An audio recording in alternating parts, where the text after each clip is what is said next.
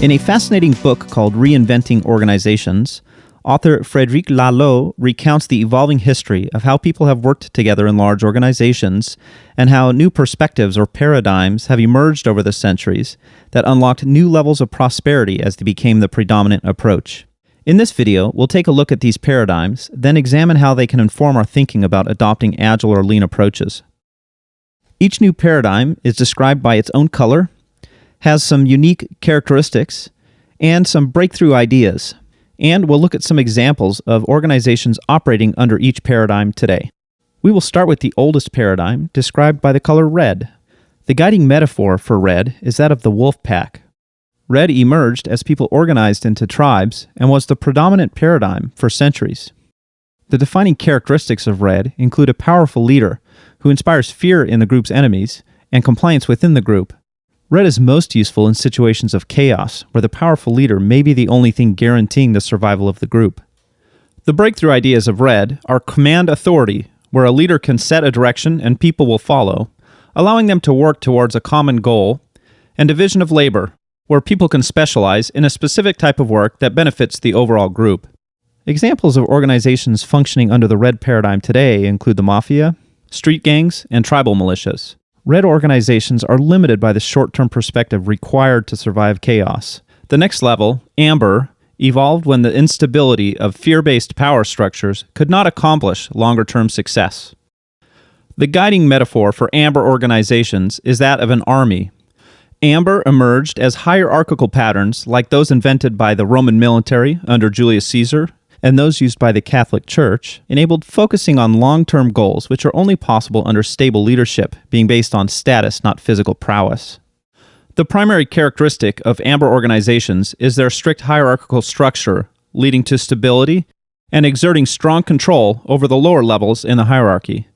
The breakthrough ideas in an amber organization are taking a long-term perspective, instituting strong processes, and creating formal roles for various levels within the hierarchy. Examples of current organizations that have an amber perspective are most public schools in the United States, most governments, and traditional churches. Amber organizations begin to hit their limits when conditions change that require new approaches. The next level, orange, evolved when entrenched amber organizations were unable to adapt to changing conditions. The guiding metaphor for orange is that of a machine. Orange emerged in the Age of Reason, along with the American and French revolutions, where individual meritocracy meant that the best ideas had a chance of competing regardless of an individual's status.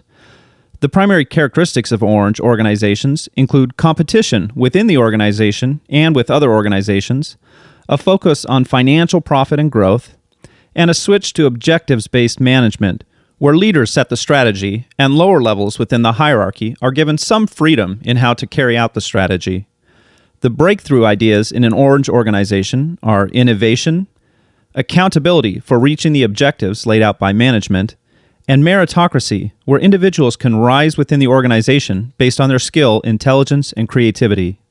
Orange is the predominant perspective in the world today, and nearly all large corporations function from an orange perspective, as well as many public universities. Orange begins to hit its limits when people feel that the profit motive is not fulfilling enough, often becoming disengaged with the organization's view of them as cogs in a machine.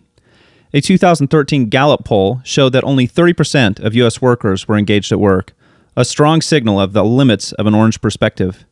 The next level, green, has emerged as people have sought more meaning in their work.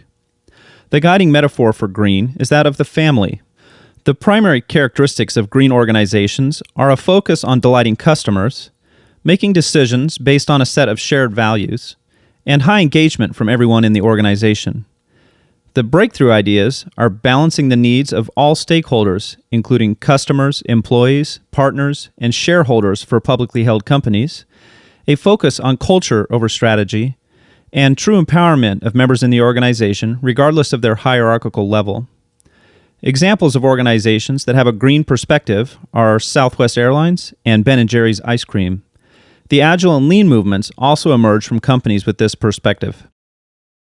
Green begins to hit its limits when consensus building results in overly slow decision-making, and the hierarchical structures still existent in green begin to conflict with people's desires to have greater autonomy. The next level, teal, is emerging as organizations have discovered how to work effectively without hierarchical structures. The guiding metaphor for teal is that of a living system. The primary characteristics of a teal organization are what are known as anti-fragile organizational structures, either flat or based on interlocking circles of evolving roles, aligning around an evolutionary purpose, some shared goal of making the world a better place, and by distributing decision-making authority to all members of the organization using something called the advice process, where any colleague can make any decision in the organization so long as they have sought the advice of anyone that decision might impact. This differs from consensus in that not all advice must be heeded, just considered. The breakthrough ideas in teal are wholeness, where people can bring their whole selves to work, their spiritual side, their intellectual side, and their creative side, and feel safe that they will not be judged for being themselves. Self-management is another breakthrough idea. In most teal organizations, there are no managers. And an evolutionary purpose, meaning that the purpose is not owned by any one person, but evolves as new people join the organization and as the organization learns more about how it can make the biggest difference in the world.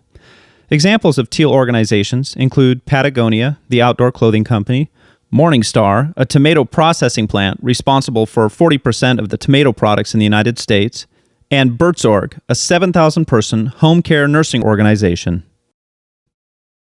Agile and Lean are firmly rooted in green, and most of the struggles we see with adoption are in organizations whose leadership have a dominant orange perspective. To someone with an orange perspective, Agile and Lean are seen as simply process improvements to increase productivity, efficiency, or profits. But without adopting the cultural perspectives of green, only those practices that align with orange are adopted, and they are overlaid against orange approaches like top-down management, or valuing profit against any other outcome. Agile thrives in organizations with a predominantly green perspective, and Agile practices become almost overkill in a teal organization, which have evolved their own practices that include Agile values, but where many Agile practices are no longer required, for example, a single product owner. If you are currently part of an orange organization and are looking for ways to make it work better, search out others with a green perspective, especially those in leadership positions, and work with them to help drive the cultural change required to make Agile work as it was designed. Laloux's research indicates that only the top leader in an organization can successfully transform it vertically, for example, from orange to green. However, horizontal transformation is possible, for example, working within the boundaries of orange to make it a more vibrant place of innovation and objectives-based management, instead of a stressful, lifeless place of micromanagement. One important concept is that one color is not necessarily better than any other. There are valuable ideas in every perspective. There is data that shows that the newer perspectives are better able to deal effectively with increasing levels of complexity and interconnectedness. But that does not mean that every situation requires this, or that only green and teal organizations can be successful. Success is defined differently from each perspective. Also, the newer perspectives include the older ones, like a Russian nesting doll, so someone with a teal perspective can and should continue to use orange or amber ideas when they might best meet the needs of the organization. I hope this overview was helpful, and that it gave you some insight into the culture of your organization. Viewing Agile and Lean within this broader cultural context can help us make sense of why some organizations might struggle to fully adopt them, and give us some ideas of how to focus on culture as a key element in any change